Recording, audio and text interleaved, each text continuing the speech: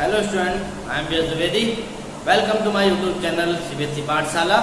Please subscribe and press bell icon for latest update. आज हम लोग इस वीडियो में क्लास 11 के सेट को डिस्कस करेंगे. ये 11th क्लास का पहला चैप्टर है सेट. सेट के बारे में बात करते हैं.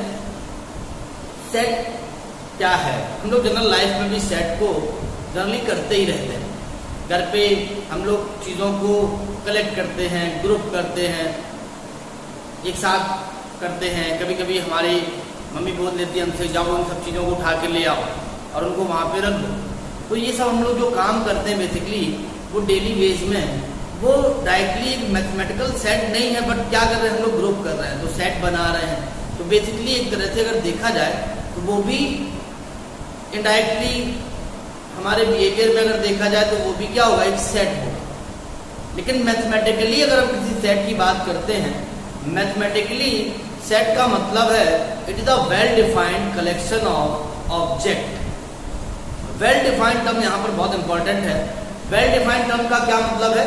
वेल डिफाइंड टर्म का मतलब है कि जो भी हम कलेक्शन करते हैं वो डिफाइंड होने चाहिए, यूनिक होने चाहिए. वेल डिफाइंड का मतलब यहाँ पर क्या होगा, जैसे हमने आपसे बोला कि set of 5 integer, set of 5 vowel, set of English alphabet, set of counting, set of numbers, ये सारे नंबर्स कैसे होंगे, वेल डिफाइंड होंगे.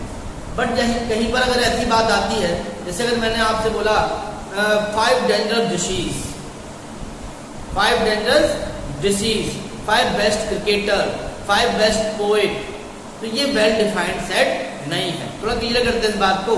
वेल डिफाइंड, जैसे मैंने आपसे बोला सेट ऑफ वॉवेल, तो आपको मालूम है कि सेट ऑफ वॉवेल हमारे पास यूनिक होते हैं, ए ई आई ओ यू. इंग्लिश अल्फाबेट जो आपकी है उसमें हमारे पास 5 वॉवेल्स होते हैं, ए ई आई ओ यू. इनका जो हम ग्रुप बनाएंगे, इनको हम जो कलेक्ट करेंगे वो यूनिक होगा. वो हम बनाए या कोई दूसरा पर्सन बनाता है तब भी यही बनाएगा, ए ई आई ओ यू. मैंने आपसे बोला फर्स्ट 10 नेचुरल नंबर्स, तो आप उसको अगर ग्रुप करते हैं तो आप बनाएंगे 1 2 3 4 5 6 7 8 9. सेम बनेगा, मैं बनाता हूँ, आप बनाते हैं, कोई भी बनाएगा, तो ये जो सेट बनेगा, ये जो ग्रुप बनेगा वो यूनिक होगा, वेल डिफाइंड होगा. अब यहाँ पर क्या होता है, जो वेल डिफाइंड नहीं है उसको हम लोग कैसे पहचानेंगे?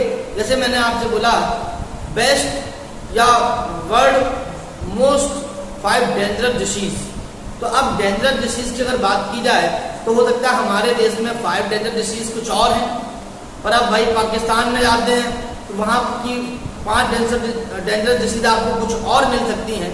आप अमेरिका में जाते हैं तो 5 डेंजरस डिसीज आपको कुछ और मिल सकती हैं. आज के टाइम की एक महामारी पेंडेमिक हमारी फैली हुई है, कोरोना, जो पूरे विश्व की डेंजर डिसीज बनी हुई है, लेकिन चीन इससे उबर चुका है.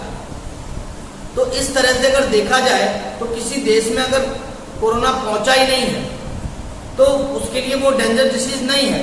बट अमेरिका इस केस में नंबर 1 पे है, तो अमेरिका के लिए मोस्ट डेंजर डिसीज हो गई. हमारा भारत देश बहुत अच्छे से इस चीज को डील कर रहा है, इसको बहुत एक्सपोनेंशियली बढ़ने नहीं दे रहा है. इसका मतलब है कि फिलहाल में अगर आज की कंडीशन और देशों से कंपेयर की जाए तो ये कोरोना इफेक्ट हमारे देश में इतना डेंजरस नहीं है.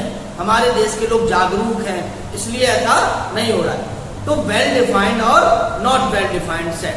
वेल डिफाइंड जो हमारे ऑब्जेक्ट, वेल डिफाइंड सेट का मतलब क्या हुआ, जिनके ऑब्जेक्ट डिफाइंड होते हैं, यूनिक होते हैं. मैं डिफाइन करूं या आप डिफाइन करें, यूनिक हो, ऐसे कलेक्शन को हम लोग क्या बोलते हैं, सेट बोलते हैं. Collection of well defined object, collection of well defined object is said to be, is called a set. ये मैथमेटिकल डेफिनेशन आपकी हो गई. जैसे हम लोग कुछ छोटे मोटे एग्जांपल ले सकते हैं. जैसे मैंने आपसे बोला सेट, बताइए कुछ एग्जांपल मुझे. तो मैंने आपसे बोला कि चलिए अपने घर में आप देखिए जाके, तो आप बताइए कि आपके पास सेट ऑफ फैमिली मेंबर, तो आपके घर में जो भी मेंबर्स होंगे आप उतने ये यूनिक होंगे. आपकी फैमिली में, मेरी फैमिली में, वो कैसे होंगे, यूनिक होंगे. तो आप अगर अपनी फैमिली का सेट बनाते हैं तो यूनिक सेट बनेगा. अगर मैं अपनी फैमिली का सेट बनाता हूं तो वो यूनिक बनेगा. क्लियर है या नहीं है? तो वेल डिफाइंड सेट. बहुत सारे एग्जाम्पल हो सकते हैं इस तरह से। अब दूसरी इंपॉर्टेंट बात आती है सेट को, अब मैथमेटिकल टर्म है तो कुछ यूनिकली डिफाइन करने की बात आती है। तो सेट को हम नोटेशन कैसे देते हैं? नोटेशन जनरली देखिए कुछ चीजें जनरल में होती हैं, तो सेट में हम लोग जनरली सेट को कैपिटल लेटर से डिनोट करते हैं। सेट को हम लोग कैसे करते हैं? कैपिटल लेटर से डिनोट करते हैं। और जो इसके एलिमेंट होते हैं जनरल में जब हम उसे एलिमेंट को डिफाइन करते हैं तो जनरली हम लोग उसको स्मॉल लेटर से डिनोट करते हैं। अब बात आती है कि जब कोई एलिमेंट जब हमारा कोई ऑब्जेक्ट किसी सेट में बिलोंग करेगा तो इस बिलोंग वर्ड को हम लोग एक ग्रीक लेटर से डिनोट करते हैं। जैसे मान लीजिए हमने सेट लिया आपका ए, और ए में कुछ हमने एलिमेंट लिए आपके AEIOU। तो यहाँ पर हम लोग देख रहे हैं कि हमारा जो सेट ए मैंने लिखा हुआ है इसको मैंने कैपिटल लेटर से डिनोट किया। जनरली आप कैपिटल लेटर से ही डिनोट करते हैं। और जो मैंने उसके लेटर ये एलिमेंट अब मैंने इनको स्मॉल में लिखा है, ये मतलब नहीं है। जब जनरल में हम किसी सेट के एलिमेंट को डिफाइन करेंगे तो हम लोग वहां पर स्मॉल लेटर यूज करते हैं। ये तो ऑब्वियसली इसके खुद ही ऑब्जेक्ट है, अब वो कैपिटल में भी हो सकते हैं और स्मॉल में भी हो सकते हैं। ऐसा नहीं है कि अगर मैंने आपसे बोला कि कैपिटल लेटर्स का सेट बनाइए तो आप कैपिटल लेटर ही लेंगे वहां पर। लेकिन यहाँ पर अगर मैंने बात की तो AEIOU ये आपके इंग्लिश अल्फाबेट हैं, इंग्लिश के 5 वॉवेल्स हैं। इनको स्मॉल में ही मुझे कलेक्ट करने के लिए अगर कहा गया तो हम उनको स्मॉल में ही कलेक्ट कर रहे हैं। ये हमारा सेट है। अब यहाँ पर हम लोग बात करते हैं, जैसे हमारा जो एलिमेंट ए है, ए हमारा किसमें बिलोंग कर रहा है? ए में बिलोंग कर रहा है। तो इसको हम लोग ग्रीक लेटर हमारा होता है कुछ इस तरह से। ए हमारा सेट ए में बिलोंग कर रहा है, small a is belongs to B, capital E हमारा बिलोंग कर रहा है, हम लोग लिख सकते हैं ई बिलोंग्स टू ए। आई हमारा सेट ए में बिलोंग कर रहा है, हम लोग इसको इस तरह से लिख सकते हैं। या ओ के लिए अगर लिखना चाहें तो उसके लिए हम लोग लिख सकते हैं, यू के लिए अगर लिखना चाहें तो हम लोग इसके लिए भी लिख सकते हैं। ठीक है, तो एक बात आती है यहाँ पर, अगर कोई एलिमेंट हमारा किसी सेट में बिलोंग कर रहा है तो हम उसको लिख सकते हैं बिलोंग्स टू बोलते हैं इसको हम लोग क्या बोलते हैं? इसका क्या मतलब हुआ? ए बिलोंग्स टू सेट ए। इसी तरह से आप यहां पर बोल सकते हैं E belongs to set A. इसी तरह से आप बाकी को बोल सकते हैं। अब जैसे मान लीजिए कोई भी इंग्लिश का लेटर आप ऐसा उठाते हैं जो इसमें बिलोंग नहीं कर रहा है, बहुत सारे जैसे बी को लेते हैं। तो अगर मैंने आपसे पूछा कि बी के बारे में बात करिए, क्या बी हमारा इस सेट में बिलोंग कर रहा है? तो बी हमारा इस सेट में बिलोंग नहीं कर रहा है। तो उस केस में हम लोग सिंपल नोटेशन यूज करेंगे, it is not belongs to A. तो हम लोग क्या सिंबल यूज करेंगे?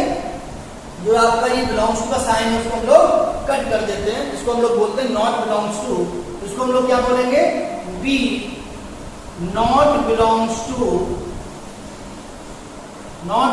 To set A.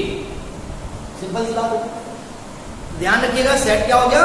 It is the collection of object, well defined object. दूसरी बात, सेट जो हमारा है, जब किसी सेट को ग्रुप को हम लोग किसी सिंबल से डिनोट करते हैं, जनरल में हम लोग अगर किसी सेट को कुछ डिफाइन करते हैं, कुछ नोटेशन अगर करते हैं तो जनरली हम लोग उसको कैपिटल लेटर से डिनोट करते हैं। और जो उसके जनरल एलिमेंट होंगे उनको किससे डिनोट करेंगे?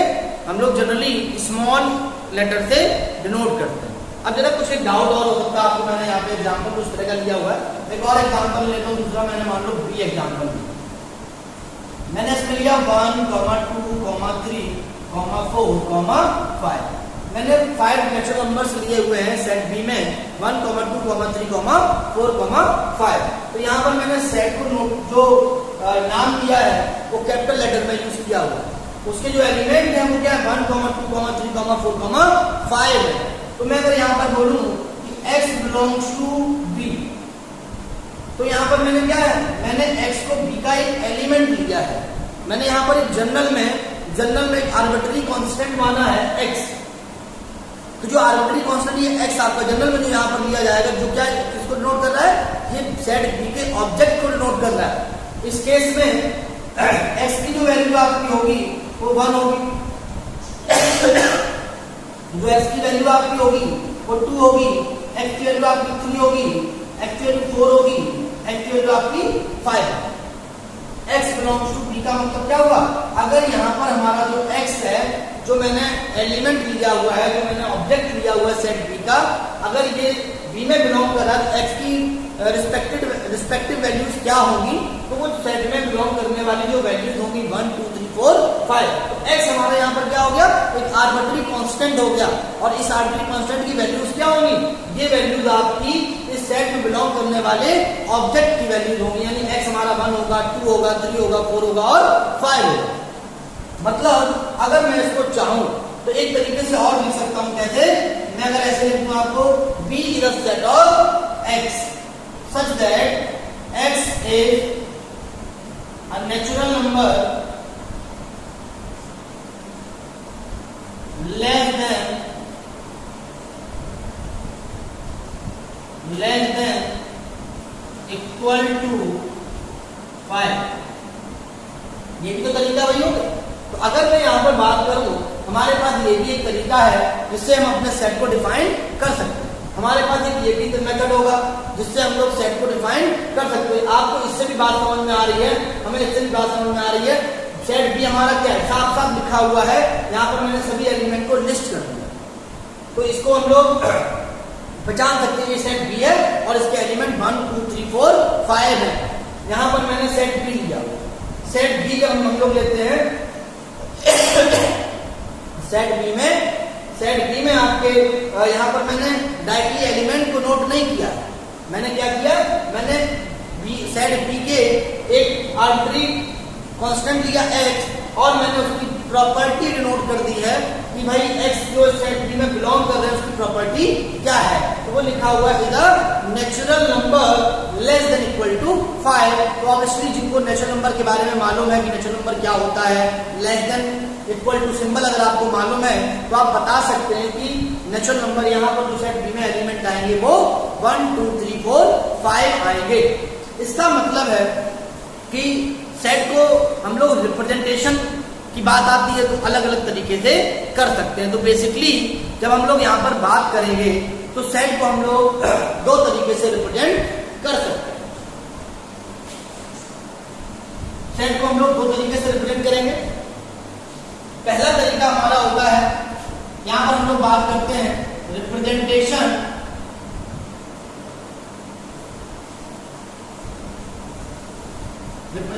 Of set. सेट को रिप्रेजेंट करने के लिए हमारे पास दो मेथड होते हैं।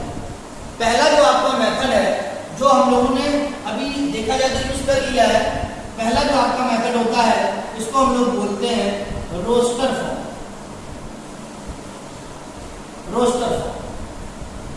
रोस्टर फॉर्म को हम लोग लिस्टेड फॉर्म भी बोल सकते हैं। लिस्टेड फॉर्म, अगर हम चाहें तो इसको बोल सकते हैं टेबुलर फॉर्म। ये तीनों नाम हमारे एक ही जैसे हैं। रोस्ट करना, रोस्टर फॉर्म, ये हमारा एक नाम हो गया। दूसरा आपका लिस्ट करना, एलिमेंट को, ऑब्जेक्ट को लिस्ट करना, एंड टेबुलर फॉर्म। तो टेबुलर फॉर्म हमारा एक ही नाम है। तो इस मेथड में क्या होता है, इस मेथड में हम लोग सेट के सभी ऑब्जेक्ट को ब्रेसेस में इनक्लोज करते हैं और सभी एलिमेंट्स को, सभी ऑब्जेक्ट को कॉमा से सेपरेट करते हैं। यानी कि जो हमने अभी मेथड यूज किया था, मैंने आपको मेथड बताया था कि कौन सा मेथड, मैंने बोला सेट ऑफ बबल की अगर हम बात करते हैं, मान लेते हैं अगर सेट ऑफ बबल हमारा अगर V है तो मैं इसके सारे एलिमेंट को क्या करूंगा, लिस्ट बनाऊंगा। लिस्ट बनाऊंगा, टेबल बनाऊंगा, यानी कि A सेपरेट करते हैं कॉमा से A E I O U। ठीक है, तो ये हमारी कौन सी फॉर्म हो गई, लिस्टेड फॉर्म हो गई या टेबुलर फॉर्म हो गई, रोस्टर फॉर्म हो गई। कोई भी एग्जाम्पल हम लोग इस तरह से बना सकते हैं। क्या ध्यान रखना है आपको रोस्टर फॉर्म में, रोस्टर फॉर्म में हम लोग सेट के सभी एलिमेंट को, सभी ऑब्जेक्ट को पैरेंथेसिस, ब्रेसेस में इनक्लोज करते हैं और उनको कॉमा से सेपरेट करते हैं। ठीक है, दो इंपॉर्टेंट बातें ध्यान रखिएगा यहाँ पर। पहली बात,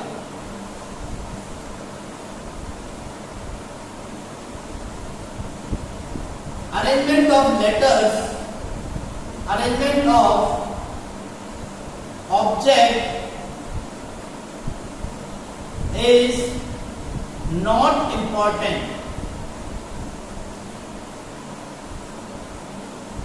not important in a set।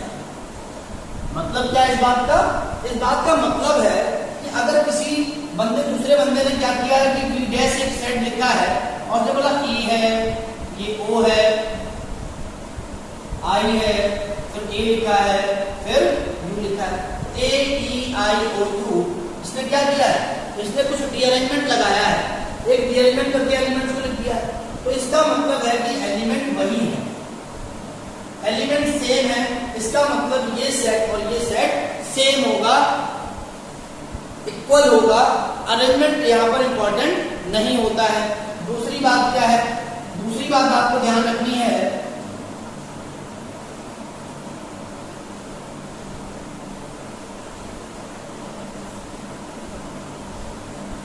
repetition of object not allowed in a set। हम लोग सेम ऑब्जेक्ट को सेट में रिपीट नहीं करते हैं, हम उसको बार बार नहीं लिखते हैं। मतलब अगर किसी सेट में हमारे पास बोला जाए, अगर ये लिखा हुआ ए ई आई ओ यू, यहाँ पर मैंने क्या किया है? ए को रिपीट कर दिया है। तो यहाँ पर ये मेथड हमारा ठीक नहीं है। हम लोग यहाँ पर किसी भी ऑब्जेक्ट को रिपीट नहीं कर सकते। ध्यान रखिएगा इस बात को। किसी भी सेट, किसी भी ऑब्जेक्ट को हम लोग, जो सिंगल ऑब्जेक्ट होंगे उनको हम लोग बार बार नहीं करेंगे, रिपीट करके नहीं लिखेंगे। ये बात ध्यान रहेगी। दूसरी बात, तो दूसरा आपका तरीका होता है, इसको हम लोग बोलते हैं set builder form.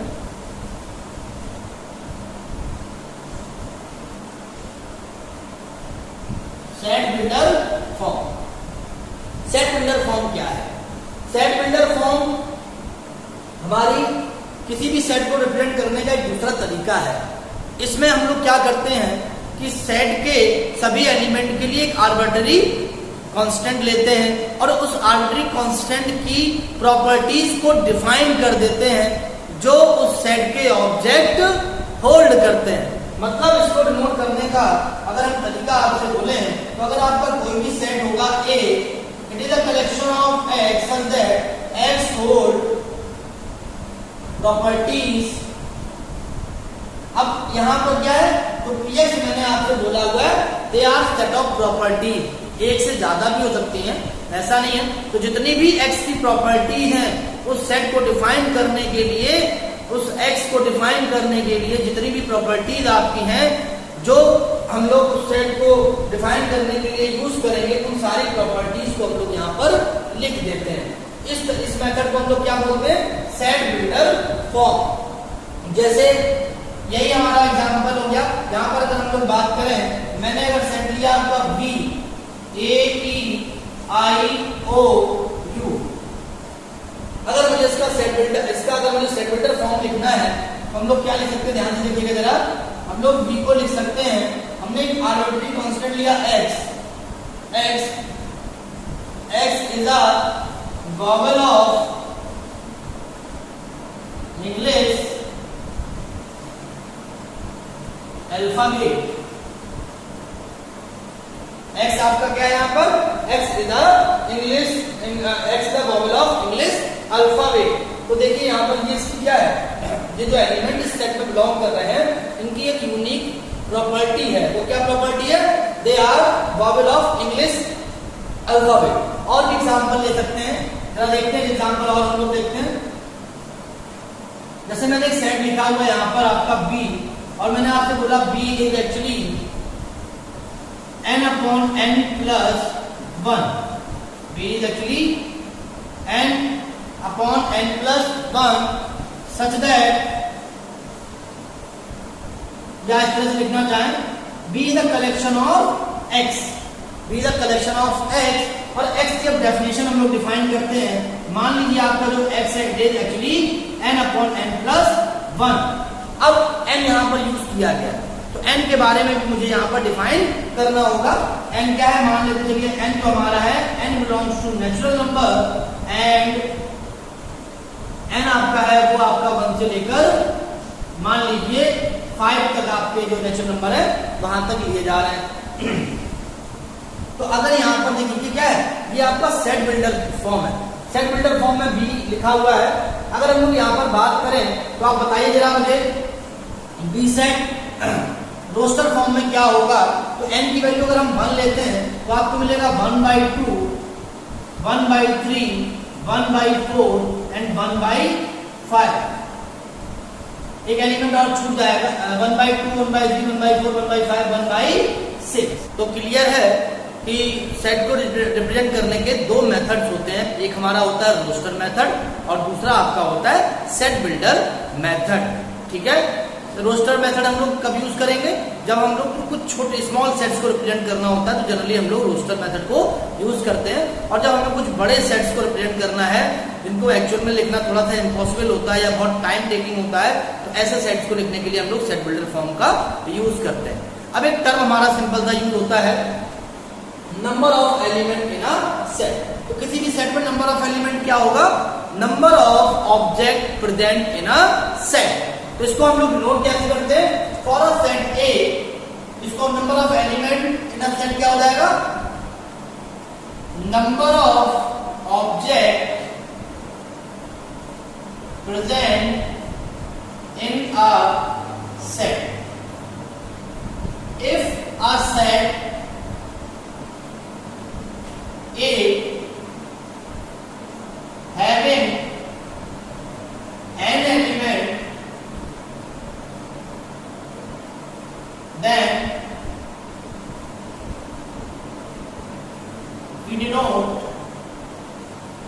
as number of element Na is equal to n। जिसको हम लोग यहाँ पर नंबर ऑफ एलिमेंट से इस तरह से हम लोग यहाँ पर किसी भी सेट के नंबर ऑफ एलिमेंट को डिनोट कर सकते हैं। एक छोटा सा एग्जांपल लेते हैं, if number of days in a week, number of days in a week is a set A, then number of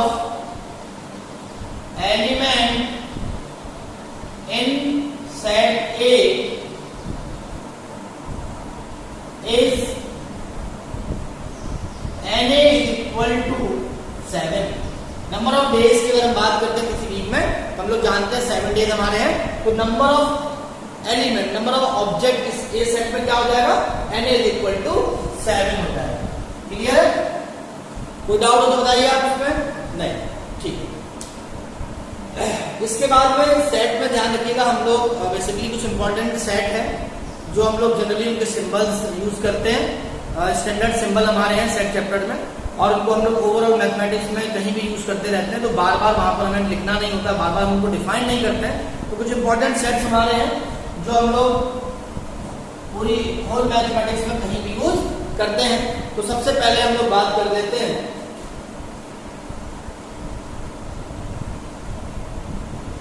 set of real number.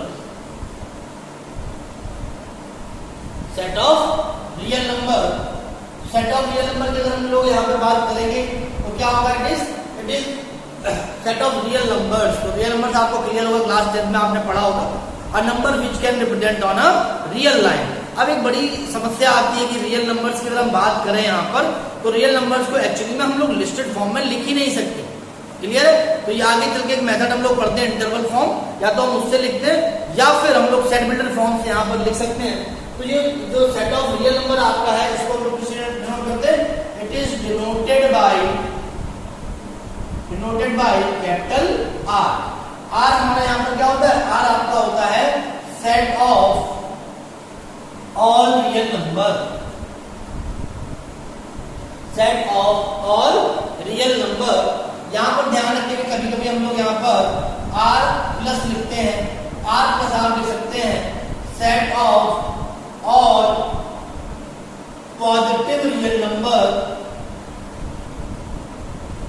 R minus हम लोग लिख सकते हैं, set of all negative real numbers. दूसरी बात, दूसरा set आपका है यहाँ पर सेट ऑफ इंटीजर्स।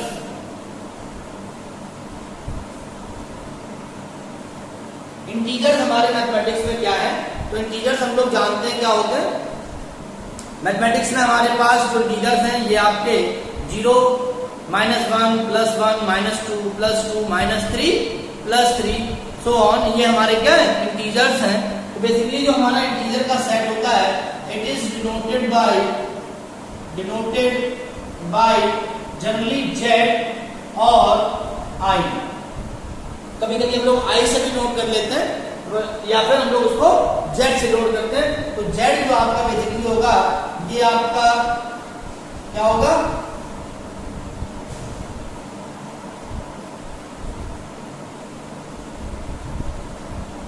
ये आपका सेट ऑफ ऑल इंटीजर हो गया। यहां पर हम लोग थोड़ा सा नोट करेंगे, बात को ध्यान में रखते हुए, इंपॉर्टेंट बात है, Z प्लस क्या होगा? ये आपका हो जाएगा पॉजिटिव इंटीजर।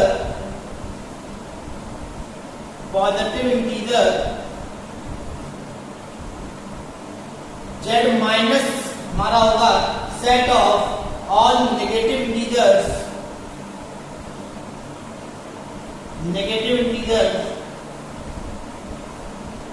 ठीक है, all positive all negative integers. मतलब अगर हम सेट में यहां पर लिखें इसको, तो पॉजिटिव इंटीजर हम लोग कहां से स्टार्ट करेंगे? बताइए, 1 से, 1 2 3 डॉट डॉट सो ऑन। और अगर हम लोग नेगेटिव इंटीजर की बात करते हैं यहां पर, तो हम लोग यहां पर लिख सकते हैं -3, -2, -1 सो ऑन। हालांकि इसमें थोड़ा सा डाउट मत रखना, आपको डेटा हम लोग इधर ही लगाते हैं, समझ जो समझाने की आपको लिख दिया, जो इसकी सीरीज चलेगी उधर चलेगी आपकी -1, -2, -3। बाकी समझदार के लिए इतना बहुत है, -3, -2, -1। ध्यान रखिएगा, आपका 0 आपका जो है वो न्यूट्रल इंटीजर में आता है, नाइदर पॉजिटिव नॉर नेगेटिव। तो हमारा जो न्यूट्रल सेट ऑफ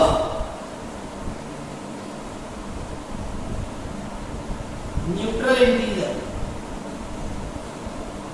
ये आपका एक होता है केवल 0। ठीक है, इसका कोई सिंबल नहीं है, वैसे कोई स्पेशली नहीं, बस आपको ध्यान रखना है जो 0 आपका है वो पॉजिटिव नहीं है, नेगेटिव नहीं है, इसको हम लोग न्यूट्रल इंटीजर बोलते हैं। तो अगर यहाँ पर एक बात आती है आपकी, आपसे पूछा जाए आपसे, set of all non negative integer. All non negative integer में हम लोग क्या लिखेंगे? इसमें हम लोग नॉन नेगेटिव, जो नेगेटिव नहीं है, इसका मतलब है न्यूट्रल इंटीजर और पॉजिटिव इंटीजर। तो 0, 1 2 3 सो ऑन। अगर आपसे पूछा जाता है set of all non positive integer, तो यहां पर हम लोग क्या लिखेंगे? यहां पर हम लोग 0 को काउंट करेंगे। ध्यान रखना, मैं थोड़ा समझाने के लिए केवल लेफ्ट में लिख रहा हूँ, माइनस डॉट डॉट, यानी कि बाकी नंबर आपके इधर है -3, -2, -1 एंड 0। बाकी नेगेटिव इंटीजर्स हम लोग यहाँ पर लिखेंगे, set of all non positive integer. कोई भी डाउट हो तो आप बोलिए मुझे, ठीक है। इसके बाद में आपका आता है सेट ऑफ इवन नंबर। तो इवन नंबर बताइए जरा क्या होते हैं?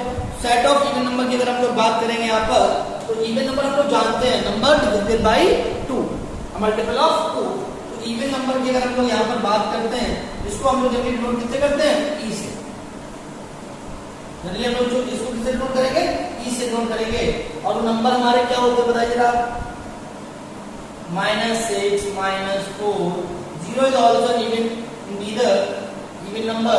0 2 4 6 so on. ये आपका होगा सेट ऑफ इवन नंबर. इसके बाद हमारे पास आता है set of odd number. Odd number की बात करेंगे अगर हम लोग यहाँ पर ऑड नंबर को हम जनरली ओ से नोट करते हैं. ये आपका हो जाएगा डॉट डॉट, यानी थोड़ा सा लगा लेते हैं हम लोग यहाँ पर. ये थोड़ा सा एनसीईआरटी में लिखा हुआ है कि देखो हम लोग इनफाइनाइट सीरीज को नोट करते हैं तो हम लोग जनरली 3 डॉट यूज करते हैं. तो बस इसी के मैं 3 डॉट यूज करता हूँ. बाकी इसका कोई स्पेसिफिक पॉइंट नहीं है. माइनस डॉट डॉट डॉट और नंबर लिख रहे हैं हम लोग यहाँ पर -5 -3 -1 1 3 5 4 on. Set of odd numbers आपका हो गया. इसको जनरली हम लोग ओ से नोट करते हैं. अगर आपको यहाँ से बात बोली जाए पॉजिटिव इवन नंबर्स, तो पॉजिटिव इवन नंबर्स में अगर हम लोग बात करेंगे तो 2 4 6 लेंगे. अगर हम लोग नेगेटिव में नेगेटिव इंटीजर्स की बात करते हैं उसमें हम लोग -2 -4 -6 लेंगे. यहाँ पर 0 अगर पॉजिटिव और नेगेटिव की बात आ रही है वहां पर तो जनरली हम लोग 0 को इंक्लूड नहीं करते हैं. सेट ऑफ ऑड नंबर की अगर बात करेंगे, set of odd number clear है मुझे. अगर यहाँ पर मैं आपसे पॉजिटिव ऑड नंबर की बात कर रहा हूँ तो हम लोग क्या लिखेंगे इसको 1 3 5 डॉट डॉट डॉट. और अगर नेगेटिव ऑड नंबर की बात की जाए तो हम लोग लेंगे -1 -3 -5 तो ऑन. ये हमारे सेट ऑफ ऑड नंबर हो जाएंगे. इसके बाद में हम लोग लिखते हैं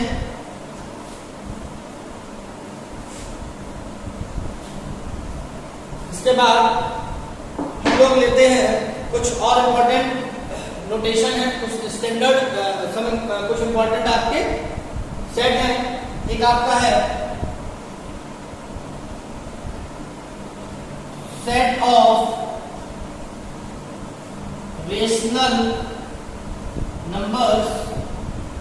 ध्यान रखिएगा जो आपके रियल नंबर होते हैं तो रियल नंबर्स बेसिकली ये आपके दो नंबर्स का सेट होता है.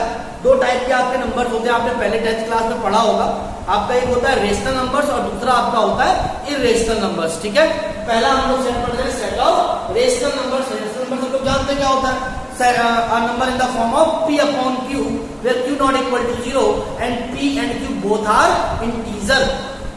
ध्यान रखिएगा. तो set of rational number, set of rational number हमारा इसको हम लोग जनरली किससे नोट करते हैं. It is denoted by q. q से हम लोग इसको डिनोट करते हैं. और ये हमारा q क्या हो जाएगा set of all number in the form of p upon q such that p and q both are integers and q not equal to 0. अगर थोड़ा सा और अच्छे से फॉर्म में लिखना चाहें तो थोड़ा सा हम लोग इसको लिख सकते हैं p and q. p belongs to integer. पढ़ चुके टीचर लोग. p belongs to integer and q small q belongs to integer and q not equal to 0. Actually अगर q आपका 0 हो जाएगा तो ये नंबर हमारा कैसा हो जाएगा अनडिफाइंड हो जाएगा. इसलिए हम लोग q को 0 नहीं ले सकते. वो सारे नंबर जो p upon q की फॉर्म के होते हैं and p and q both are integer q not equal to 0. इनको हम लोग सेट ऑफ रेशनल नंबर बोल सकते हैं. अब यहाँ पर एक सिंपल सी बात आती है कि मैंने यहाँ पर सेट ऑफ जो सेट ऑफ रेशनल नंबर है उसके लिए मैंने कौन सा मेथड यूज किया हुआ है. सेट बिल्डर मेथड यूज किया है. क्यों यूज किया? क्योंकि सेट बिल्डर मेथड में हम लोग बोलते हैं ना कि अगर कोई बड़ा सेट होता है थोड़ा सा उसको अगर लिस्टेड फॉर्म में लिखना थोड़ा सा मुश्किल है या इम्पॉसिबल है तो हम लोग वहां पर सेट बिल्डर मेथड को यूज करते हैं. हम लोग जानते हैं रेशनल नंबर को आप बता नहीं सकते कहां से उसको स्टार्ट करेंगे कहां से उसको खत्म करेंगे. बहुत छोटी छोटी डेफिनेशन होती है हमारी. Set of any 2 rational number, there are infinite rational number, there are infinite irrational number. तो आपको पता नहीं होता है कि किसी रेशनल नंबर के बाद में कौन सा अगला रेशनल नंबर आएगा या उससे पहले कौन सा रेशनल नंबर होगा. तो यहाँ पर सबसे बेस्ट तरीका होगा वो क्या होगा सेट बिल्डर मेथड आपका होगा जिसमें हम लोग उसको रिप्रेजेंट कर सकते हैं. दूसरा आपका है सेट ऑफ इरेशनल नंबर. इसके बाद हमारा आता है set of irrational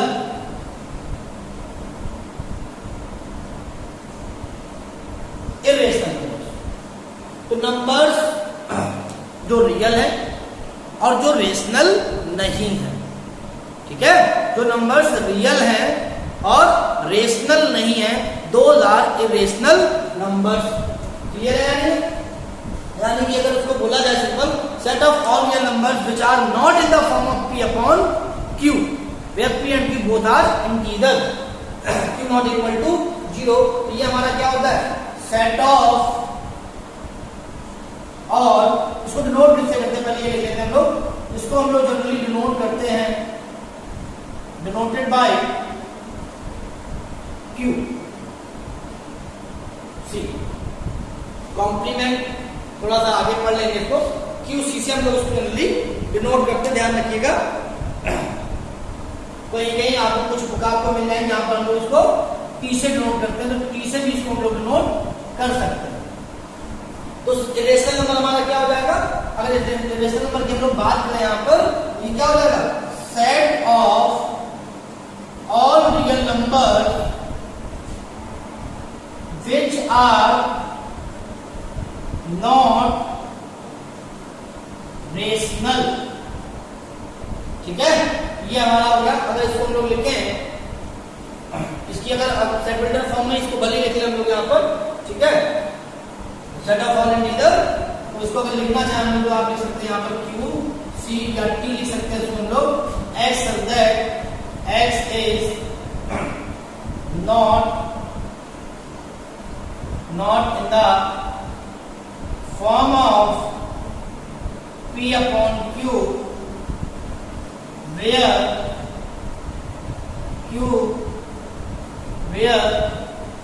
p and q belongs to integer and q not equal to 0। मतलब अगर x आपका p अपॉन q की फॉर्म का ना हो, p और q जहां पर इंटीजर, मतलब कुल मिलाकर ये डेफिनेशन किसकी होती है? ये आपकी डेफिनेशन होती है रेशनल नंबर की। तो अगर कोई भी नंबर अगर आपका रियल है और वो इस फॉर्म का नहीं है, तो वो क्या हो जाएगा? वो आपका इरेशनल नंबर हो जाएगा। क्लियर है? यानी इसके बाद सबसे बड़ा जो सेट आपका मैथमेटिक्स में यूज होता है, set of complex number. Complex number को हम लोग जनरली सी से नोट करते हैं, तो हमारा होता है सेट ऑफ कॉम्प्लेक्स नंबर। इसको हम लोग जनरली नोट करते हैं सी से। It is denoted by C, it is denoted by C. Basically अगर हम लोग यहाँ पर बात करें तो सी जो आपका नंबर होता है, यहाँ पे ध्यान रखिएगा, मैं बता देता हूँ इसकी डेफिनेशन आप लोग। सी जो आपका होगा, it is collection of all the element x where x is in the form of a plus ib, where a and b belongs to, यहाँ पे बिलोंग करेंगे set of real number and i is equal to root minus 1। i हमारा iota है, हम लोग आगे पढ़ लेंगे 11th में, इसको हम लोग आयोटा बोलते हैं। मैं बता देता हूँ अभी आपको, ये आपका आयोटा है। बेसिकली थोड़ा सा कॉन्सेप्ट छोटा सा हम लोग यहाँ पे लिख लेते हैं। i हमारा i is equal to minus 1 आपका है यहाँ पर, तो i is equal to root minus 1। Basically हम लोग जानते हैं कि स्क्वायर रूट में अगर कोई नेगेटिव नंबर होता है वो रियल नहीं होता है, वो कैसा होता है? इमेजिनरी होता है। तो ऐसे सारे नंबर्स जो स्क्वायर रूट में आपको माइनस साइन जब मिलता है, तो उन सारे नंबर्स को हम लोग किस पोर्शन में रखते हैं? इमेजिनरी नंबर में रखते हैं। तो बेसिकली कॉम्प्लेक्स नंबर जो आपका होता है वो कॉम्प्लेक्स यानी दो नंबर का कंबाइंड फॉर्म होता है। ए हमारा यहाँ पर क्या होगा? रियल पार्ट होगा, और जो बी आपका होगा वो इमेजिनरी पार्ट होगा। तो कॉम्प्लेक्स है, ये आपका मैथमेटिक्स का सबसे बड़ा सेट है, ठीक है, सबसे बड़ा set. Set of all numbers in mathematics is called set of complex number. मतलब रियल नंबर्स की अगर बात करें, वो भी आपका किसके अंदर आएगा? वो भी आपका कॉम्प्लेक्स नंबर के अंदर आएगा। Positive real number, negative real numbers, integers, even integers, आपके पॉजिटिव इंटीजर्स, ठीक है, ये सारे नंबर्स आपके किसमें आएंगे? कॉम्प्लेक्स नंबर में ही आएंगे। तो उसको मैथमेटिक्स में अगर हम बात करें जो सबसे बड़ा सेट होता है वो आपका होता है सेट ऑफ कॉम्प्लेक्स नंबर। और उसके बाद अगर हम बात करें तो हमारा दूसरा सबसे बड़ा सेट होता है, वैसे अगर तो अलग अलग बात की जाए तो, लेकिन अगर हमें इंपॉर्टेंट ध्यान रखना है कि set of real numbers. Real numbers में ये सारे सेट हमारे आ जाते हैं जो मैंने अभी पहले पढ़े थे। यहाँ पर जो मैंने सेट अभी जो स्टैंडर्ड आपके सेट हैं उनमें अगर हम बात करें तो सबसे बड़ा सेट हमारा क्या होगा, सेट ऑफ कॉम्प्लेक्स नंबर। उसके बाद क्या होगा, सेट ऑफ रियल नंबर। उसके बाद होगा हमारा set of rational number. Rational number जिनमें खैर आप लोग स्केलिंग नहीं कर सकते कौन कितना बड़ा है, ठीक है। तो यहाँ तक आपको क्लियर होगा। ये आपके कुछ इंपॉर्टेंट स्टैंडर्ड आपके सेट हैं जो हम लोग पूरी मैथमेटिक्स में यूज करते रहते हैं। वहां पर डायरेक्टली सिंबल लिखा होता है, हो सकता है कि आपको क्वेश्चन में हर जगह पर उसका डेफिनेशन ना दी जाए, ना बताया जाए कि आर क्या है, जेड क्या है, आई क्या है, क्यू क्या है। कभी कभी क्वेश्चन में डायरेक्टली लिख देते हैं numbers belongs to Q, number belongs to R. तो वहां पर मुझे इन सब चीजों की जानकारी होनी चाहिए। तो इनको आप लोग बहुत ध्यान से एक बार देख लीजिए कि ये बहुत ही बेसिक है। अगर आपने इन सब चीजों को अच्छे से पढ़ लिया, समझ लिया, तो आपको आगे चल के मैथमेटिक्स में कहीं कोई प्रॉब्लम नहीं आने वाली है। हम लोग बेसिक से उठाकर हम लोग बेबी स्टेप्स पढ़ेंगे, छोटे छोटे स्टेप्स पढ़ेंगे, 11th के छोटे छोटे स्टेप्स हम लोग 11th में बिल्कुल बेसिक से पढ़ते जाएंगे। और धीरे धीरे हम लोग पहले अपना बेसिक क्लियर करते हैं, उसके बाद हम लोग बोर्ड लेवल की बात करते हैं, उसके बाद हम लोग कॉम्पिटिशन लेवल की बात कर सकते हैं। बशर्ते आपके बेसिक क्लियर होने चाहिए। आपको मैथमेटिक्स कभी भी मुश्किल नहीं लगेगी। मुश्किल केवल उनके लिए होती है जो लोग शॉर्ट में पढ़ना चाहते हैं, बहुत ही थोड़ा पढ़ना चाहते हैं। अगर आपने सारी चीजें बेसिक से पढ़ रखी है तो आप ध्यान से अगर सारे वीडियोस को देख रहे हैं, ध्यान रखिएगा, बस फॉलो करते रहिएगा, एक एक करके आप सारे वीडियोस देखते रहिएगा। आपको कुछ चीज क्लियर हो जाएगी, आप मैथमेटिक्स में कॉन्फिडेंट रहेंगे, ये मेरी गारंटी है। Thank you. आगे का पढ़ने के लिए नेक्स्ट वीडियो का वेट करिए। Thank you.